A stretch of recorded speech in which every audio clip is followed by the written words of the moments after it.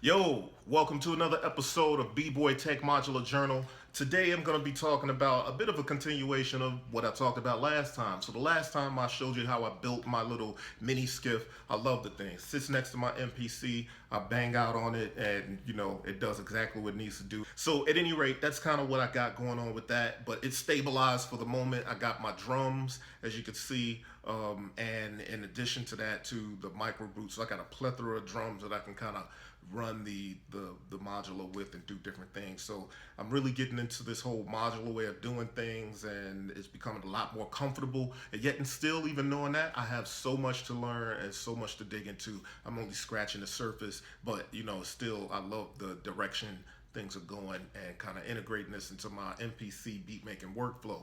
So on that note, like I said in the beginning, this is a continuation of the last modular journal. So I'm gonna go through a couple of these modules that's actually in my little mini skiff, because before I just kind of showed you, you know, how I built the skiff. So right now, I'll explain a little bit my take on what these modules are. And so what I have in there is I have Red Superpower by Synthrotek. I also have Synthrotek's ADSR. Love that joint. Very simple, straightforward, does exactly what you need it to do. No fuss, no muss.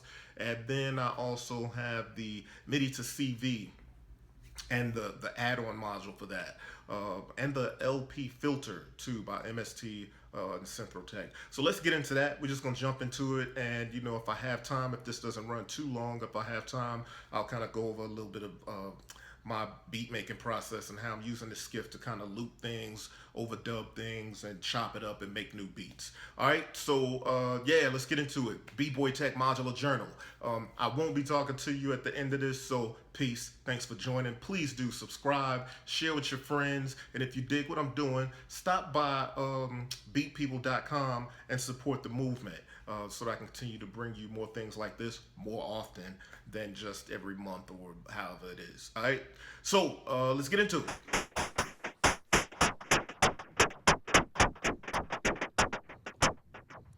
So we're sitting here with the ADSR, and I just wanted to expand on it a little bit and tell you about it. So this is the Synthrotek ADSR. I feel like I've said Synthrotek a lot of times during this video, but anyway, I'm using so many of their modules, so obviously it's warranted. So yeah, it's a 4-slider ADSR envelope. So you have obviously a slider for each attribute of the envelope: attack, decay, sustain, release. Then there's 2 switches, and I'm trying to move the wires out of the way, but I don't think you'll be able to really see, so I'll put an image up somewhere around here, right around here. So at any rate, there's 2 switches below, switches between ADSR mode and AR mode. And then there's also a switch that lets you go between exponential and linear mode. You have a couple CV jacks there for ADSR and release. And obviously we have your gate and your out. So I have this set up with the Erica Dual VCA, and I also have it set with the Synthrotek MST low pass filter. The voice, or the oscillator that we're using, obviously is DNA Symbiotic waves, and I got it set up on kind of like a noise type of setting. And I'm able to trigger this because I'm using Midi to CV converter by Synthrotek. It's the MST Midi to CV converter. And so that's what we have set up. I have this kind of set on a little bit of noise because this is going to allow me to start to design some drums on the actual, mini setup that I have here. And I have effects on the MPC that I'm going to turn off briefly.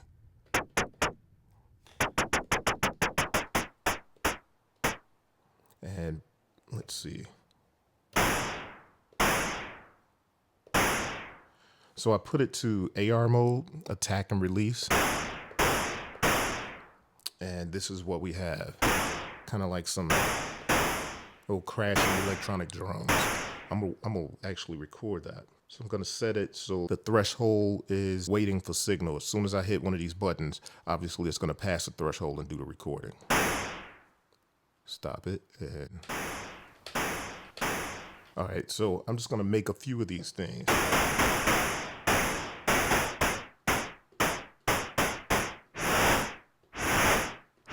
Something a little backwards.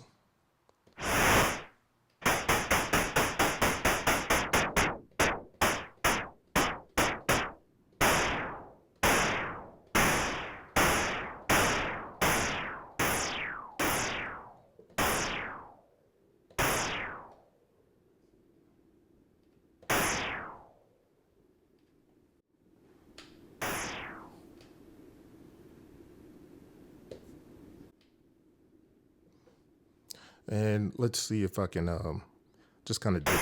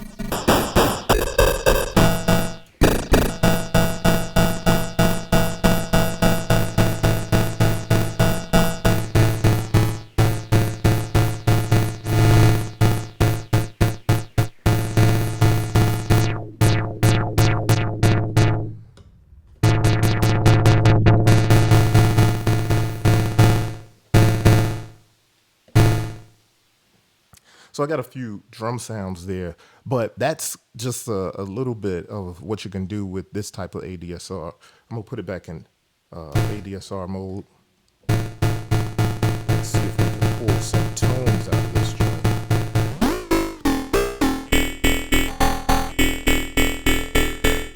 Nice, actually, kind of getting some steel drum type stuff out.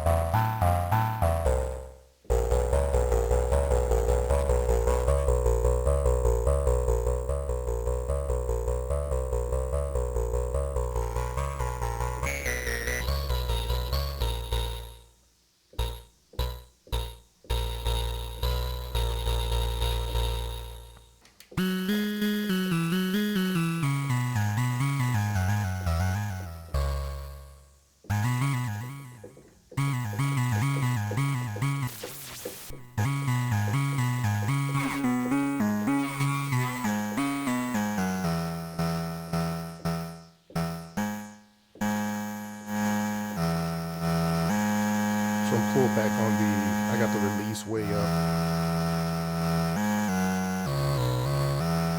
And I'm pulling back on the attack.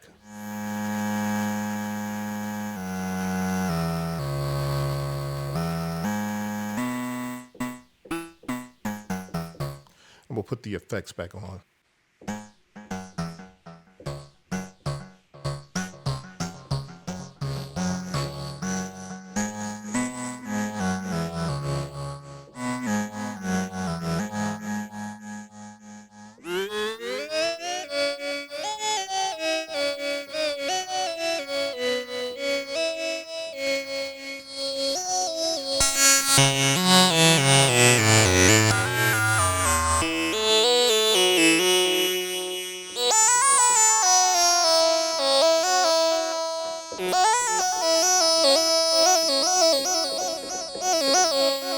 While we're here, let me just say a little something extra about the MIDI to CV.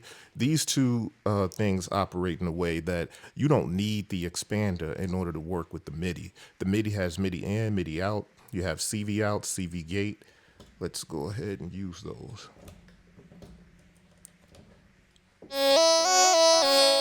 And it has reset. It even has aux CV. So you have clock in and clock out. And you get this readout here, and you see they're both connected. They're both getting the same MIDI signal. If you want to do an arpeggiator, it needs a clock. Now, that basically means that in order for me to use that, I need to be sending a clock from the MPC, which I am. But if it's not planned, it's not going to do anything. So I'm going to put these back into here. So I'm playing the keyboard over here.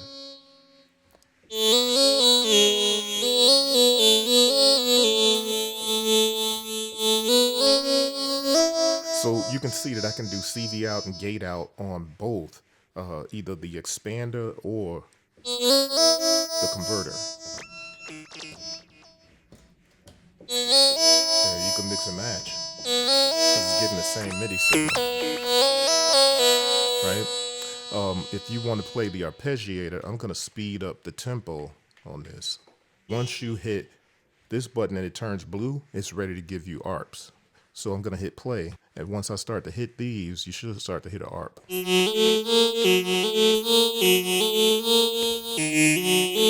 not the best tune, obviously, but it kind of demonstrates to you. Let's see if I can do a better one than that.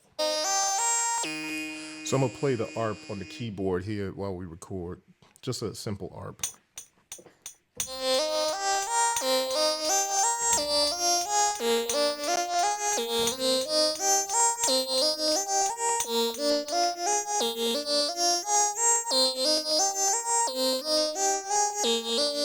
So what I'm going to do here is, while it's playing the arp, I think it'll be dope to just kind of demonstrate that you can change the mode of the arp and how it's played. And then we can go reverse. So you can do a lot with this expander, but you know, honestly, if you have the space, it's just something like 2 HP. If you have the space, it's just a good add-on to keep with the two of them. And so while it's playing and I have the effects going, we're just gonna play with the setup here, to kind of give you an idea.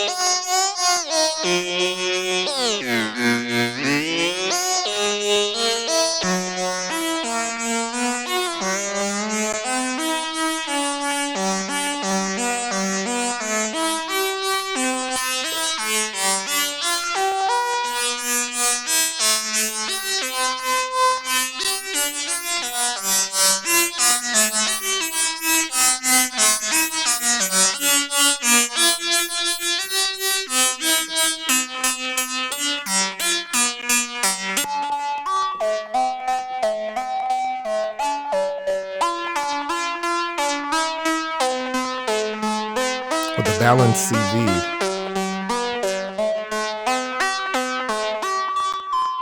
I'm kind of dictating what the LFO is doing, which is going into the balanced CV. So this is the balanced CV knob. You'll notice how that changes. What it's doing is it's morphing between these two waves.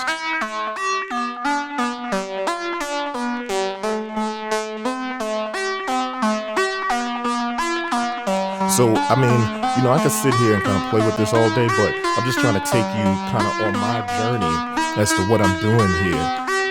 That's why I think a small system like this is so dope for beat makers, because you get unlimited kind of possibilities if you choose the right pieces. Now, you can kind of use this as a cookbook, but I would say that the most important part of this, obviously, having MIDI, so that you can get, you know, use it just like you use any other MIDI piece. Get a good ADSR. Distinct is a good choice because it's like the Swiss Army knife. I'm using it as an LFO, but it has just about everything in it. Look up Distinct MK3. This filter is subjective. I kind of like a smooth filter. It has 24 dB and 12 dB. And I mean, look at what's starting to happen here. It's starting to evolve into something that, I mean, it's just a innumerable amount of patches that you can come up with. So something like this is dope to keep right next to this. I mean, it's just like anything else. I have bigger synthesizers. Sometimes I find myself wanting to use just one or two items. And if for some reason you're traveling and you have something like a push and this and your laptop, I mean, yeah, you could use all kinds of software, but there's something about this tactile thing that you're able to do here.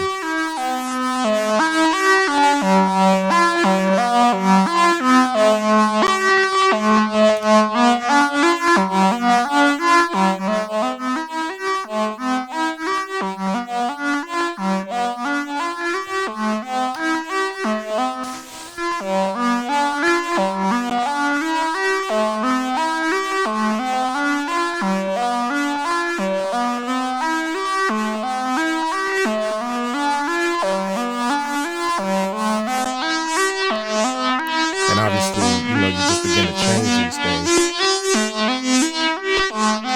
And you know what? I'm just gonna sample that, and I'm gonna just do a quick thing because I know this thing is getting long. So I'm gonna do a quick thing. I gotta sample it. I'm just gonna sample like 4 bars of it while I tweak the filter.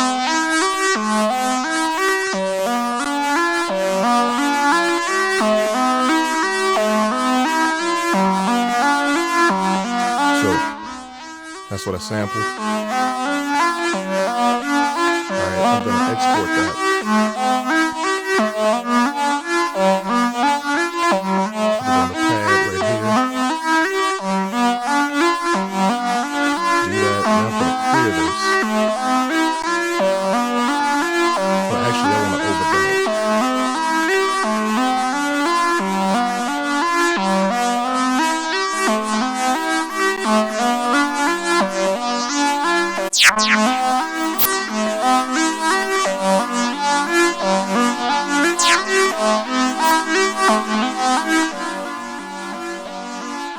And so you see what you develop here. I'm going to export that and put that on another pad. I'm going to change it. Overdub.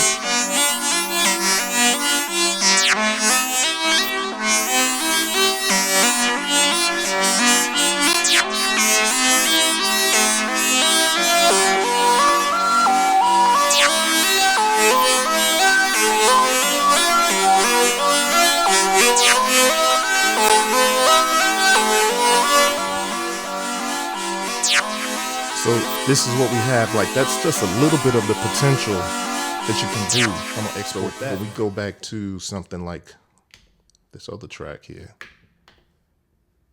And that's, let's go to a fresh track.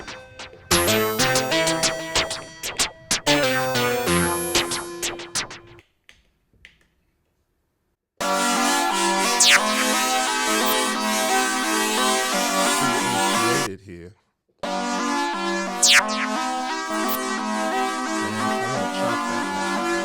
So I'm gonna chop it at the threshold. Actually, let's do regions. So since I'm gonna chop it at regions, what's gonna happen is it's 4 bars. I'm gonna choose like 16. Then I'm gonna have like 16 pads of that loop chopped up that I can resequence. And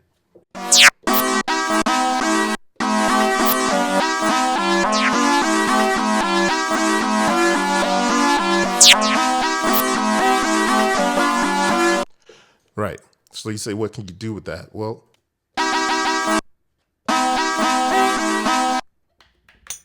and I could do this a couple ways. Straight through.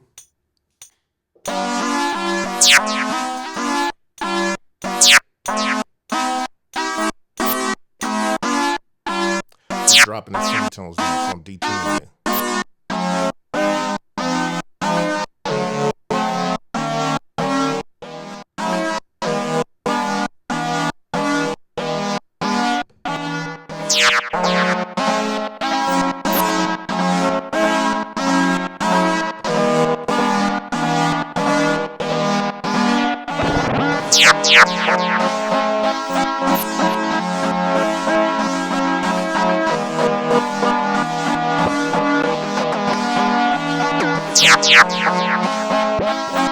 See what I've done based on some basic sound design.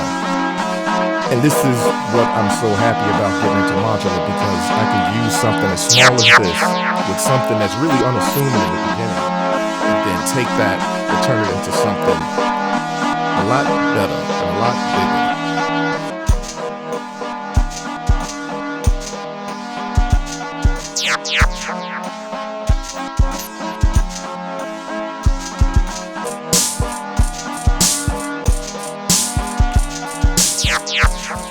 I mean, it's just a simple situation that what we have now is a whole new beat, something tangible out of something as simple as this little system.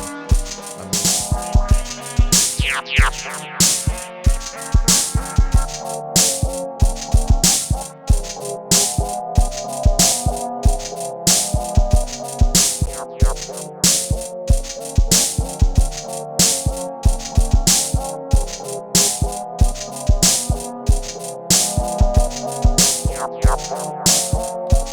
mean, you see how transformative it is.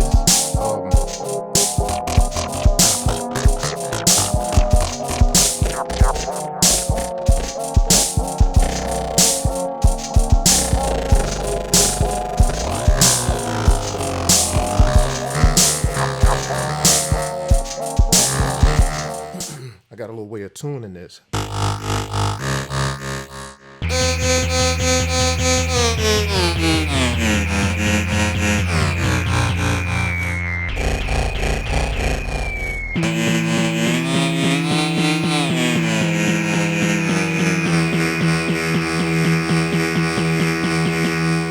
And it's almost exactly 12 o'clock where it comes into tune. Right.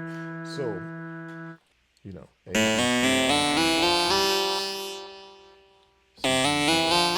Right. So.